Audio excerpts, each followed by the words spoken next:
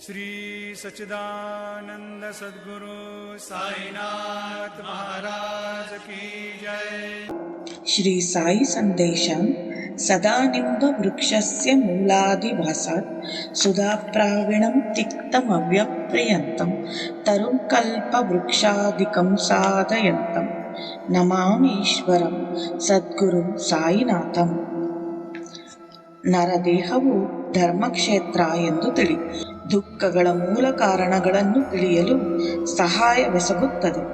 ಆದುದರಿಂದಲೇ ನಾನು ನಿನಗೆ ಆಗಾಗ ಕಷ್ಟಗಳ ಮೇಲೆ ಕಷ್ಟಗಳನ್ನು ಕೊಡುತ್ತಿರುವೆನು.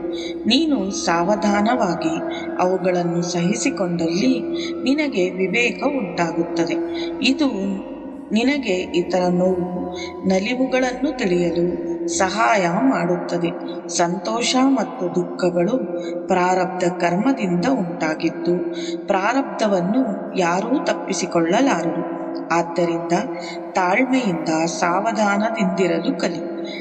ತಾಳ್ಮೆಯಿಂದ ದೈವತ್ವ ಹೊಂದಬಹುದು.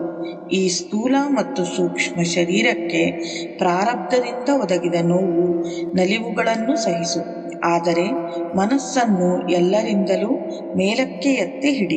ಈ ನೋವು ಕಷ್ಟಗಳಿಂದ ವಿಚಲಿತನಾಗಬೇಡ. ನಿನ್ನ ಮನಸ್ಸನ್ನು ಸಮತೋಲನದಲ್ಲಿಡು. ನನ್ನನ್ನು ಯಾರು ನನ್ನ ಸೇವೆ ಮಾಡುವರೋ ಅವರ ಜೀವನ ಸುಖಮಯವಾಗುತ್ತದೆ.